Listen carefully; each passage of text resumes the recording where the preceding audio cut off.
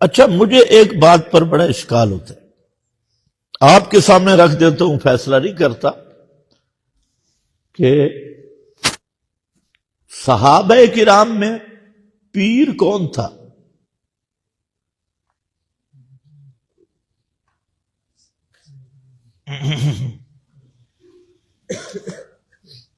جی، ابو بکر صدیق کی خلافت کی بیعت تو ہوئی ہے، یہ پیری مریدی والی مربجہ بیعت صحابہ میں کوئی ہے تو اس کا نام لکھ کر بھیجو،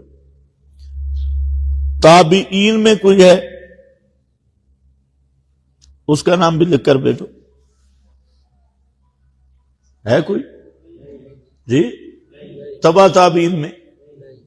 اچھا، 4 اماموں کا پیر کون تھا؟ پیری مریدی والی بیعت کی،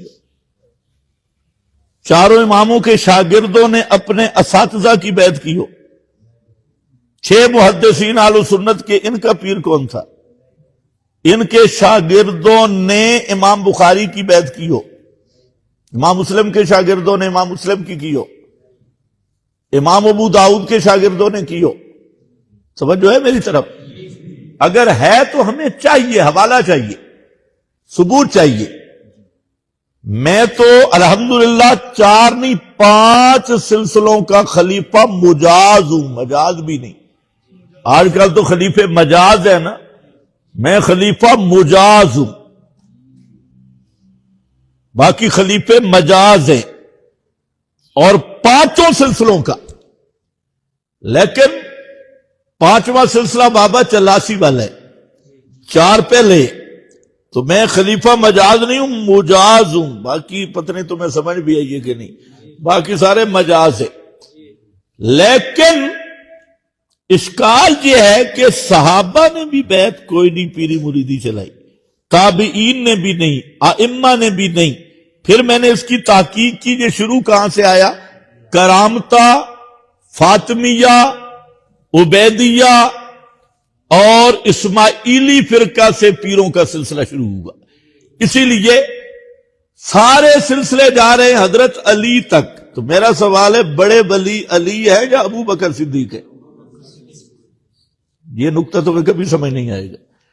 بڑے ولی ابو بکر صدیق ہے، ایک نقش بندی سلسلہ کمزور سا ادھر لے گئے، لیکن وہ بھی پورا پہنچتا نہیں ہے ادھر، تو ادھر باقی حضرت فاروق اعظم کی طرف تو کوئی تصوف کا سلسلہ نہیں پہنچا، حضرت عثمان کی طرف نہیں پہنچا۔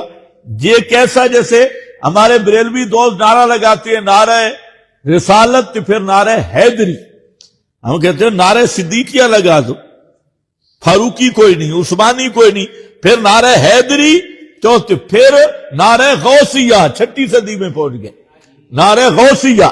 تمہارا بھی یہ تصوف کا اسی طرح کا نعرہ تو نہیں کہ ابو بکر صدیق، فاروق اعظم، عثمان، انہاں تک سلسلے کوئی نہیں۔